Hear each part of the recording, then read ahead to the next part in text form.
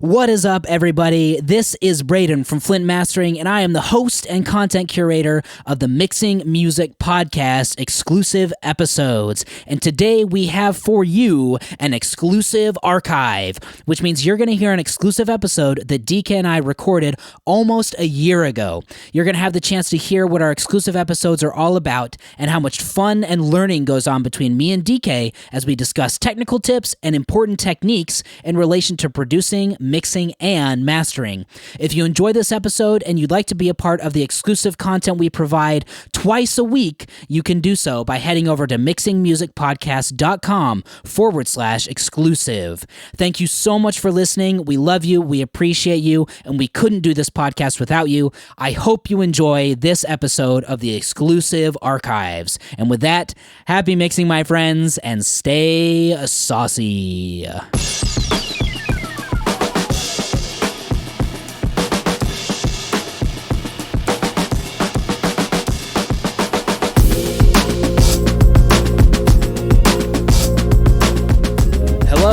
Hello, and welcome back to another exclusive subscriber-only episode of the Mixing Music Podcast. Oh yeah, baby. First and foremost, thank you to our subscribers. We love you. We appreciate you. We couldn't do this without you. I am your host for today, and as usual, I am Braeden from Flint Mastering, and joining me today is the one and only, the Japanese mix engineer himself, living in America, Daddy, Dee Kei. What's up, Dee Kei? What up? It's your boy Daddy D. Thank you for the introduction. Yes, I am a Japanese mixer in America. That's so funny. I mean, I like that. Let's keep going. Today we have a really good clip. I'm really grateful that Braeden picked this one out. Let's get to it. All right, so today we're going to hear from Greg Wells, and Greg Wells is a legendary mix engineer. To give you an idea of how legendary, he has songs on over 130 million albums sold and streaming numbers in the billions. He's literally worked, I can't even go down the list of all the people he's worked with because it's everyone. And he's not just a mixer, he's also famous for being a producer, songwriter too. I think he helped write the songs and produce the songs for Greatest Showman and other movies alongside just music. So he's obviously a pretty big deal. If you haven't heard about him, you should, especially if you're an engineer. Yeah, he's the real deal. And in this clip, he's going to tell us about the way he likes to treat vocals a little bit, effects he likes on the vocals. And so without further ado, let's get right into it. Greg Wells, roll the tape. So I'm a big fan of kind of tape delay on a vocal because it's not very accurate on top or bottom. It's all sort of mid-range, just like weird, kind of dreamy echo reflections. I like a little bit of modulation on that delay, just a bit, so it swims a little bit with a slow rate, not a fast rate, kind of dreamy. Same with reverbs. I like reverbs to be sort of dead on top, and my favorite reverb is the Capitol chambers, the live chambers that they have 30 feet under the floor down in the machine room at Capitol. That stuff just sounds amazing. It sounds really old-fashioned, but it just sounds musical and incredible. I hate really sibilant, accurate reverbs. It just sounds goofy to me. And to me, the best effect on a vocal is the right kind of compression and the right combination of compressors and how they react to each other. It is really incredible how compression affects so much more than volume. Sweet. So we heard from Greg in that clip talk about his kind of favorite delays, his favorite reverbs, what he likes about each one, and kind of also he talks about the most important thing he thinks on a vocal is compression, and that compression does way more than volume. It does a lot of tone shaping and adds character and vibe. So Dee Kei, tell us about kind of what you do with delays, what you do with reverbs, your compression settings, or maybe not necessarily settings, but your setup, and kind of your favorites, and how you like to approach those three effects on vocals. Yeah, so first off, he mentioned, I assume this is a clip about vocal production in general. He starts off with tape delay, and I think that tape delay is actually super awesome. The way that it warbles in pitch, as well as, degrades the top and bottom end of the frequency spectrum. You can actually even manipulate it even more depending on the plugin. And obviously, if it's real tape, it sounds freaking dope. And the cool thing with like analog tape is that you have no idea what it's gonna do. Like it's very, very imperfect, and it leaves weird artifacts, which is why it's so fun. Like that's what makes it stand out, and makes it sound so cool. Usually, tape delays are also mono, so something to think about. Like if you wanted to do ping pong or whatever, you got to do that with a separate plugin. Usually, it's oftentimes not built in. Anyway.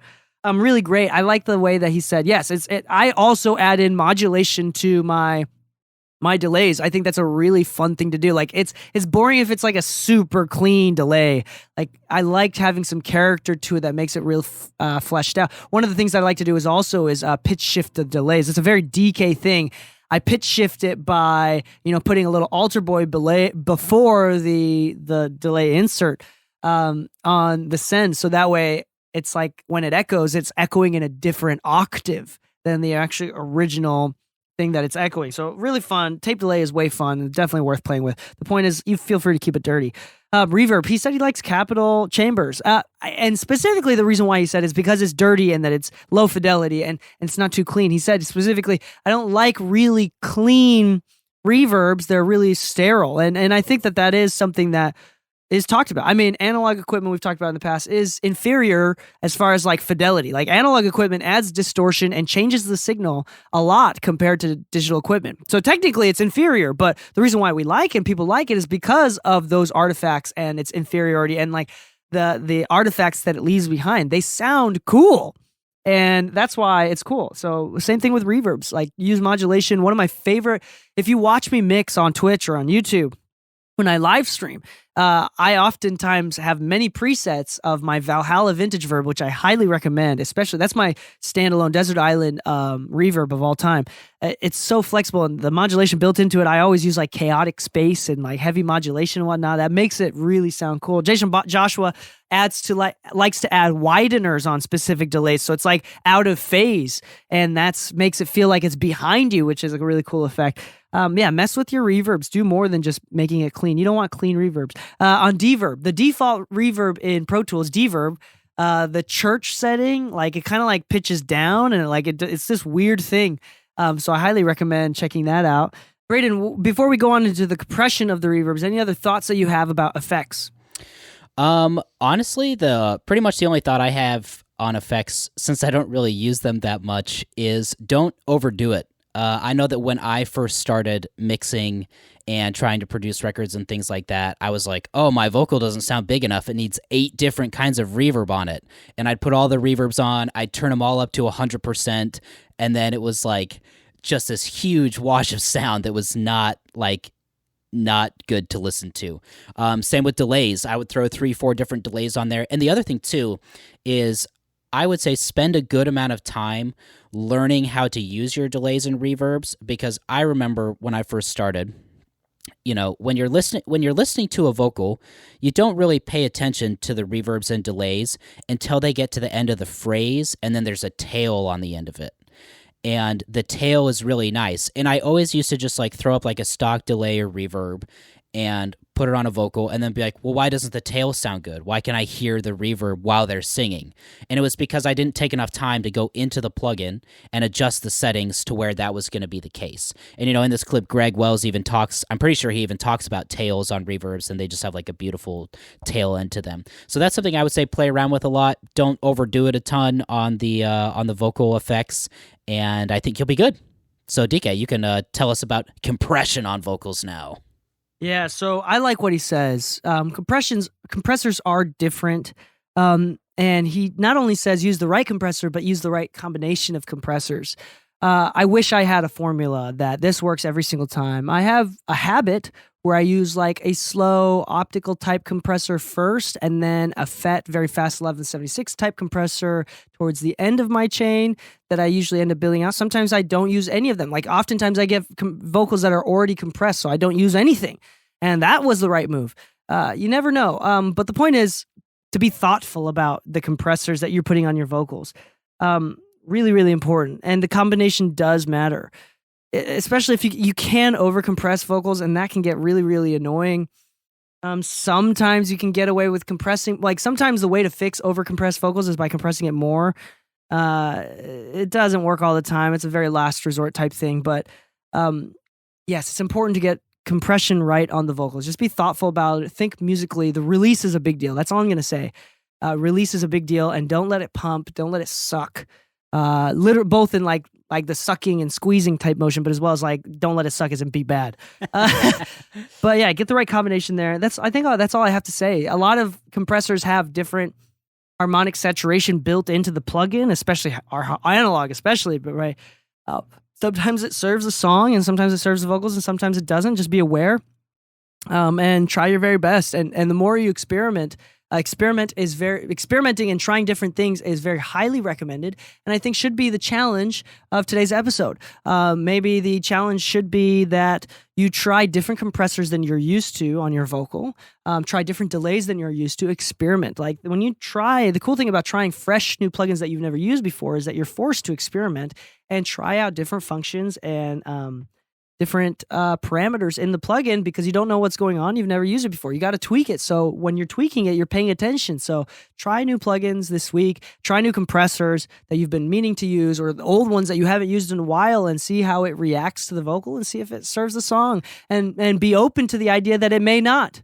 That's the hardest thing is knowing when something doesn't work is one of the hardest skills as an engineer. So something to think about. Absolutely. And I totally agree 100%. That's one of the hardest parts to know is when to not do anything. It's so hard to know. But follow the challenge, do what Dee Kei says, and you will be successful. Over and out. No, I'm just kidding. Okay, to the housekeeping. Make sure you guys go to youtube.com/Dee Kei Mixes and subscribe. Check out Dee Kei's live streams. You can also watch basically replays of those. They're recorded. You can watch those on YouTube. The live streams are twitch.tv/Dee Kei Mixes. And for other super cool free stuff and help, you can go to links.dkmixes.com. As always, thank you to our subscribers. We love you. We appreciate you. And we hope that you're enjoying these episodes. As always, send us questions if you want us to do episodes specifically tailored to what you need to know. You can send them to me on Instagram @FlintMastering, and we'll get those all good and ready to go. And we'll make an episode just for you. We'll probably even give you a shout out if you want. Yeah, to be honest, the community, the subscriber community is still fairly small, so we'll be able to shout you out. And this is actually pretty personal. Yep. And we have a bunch of people subscribe, but it's still small enough that if we went to college together, we'd know each other. Exactly. So, cool beans. Well, we'll wrap the episode up there. Dee Kei, sign us off. Happy mixing, my friends, and stay saucy.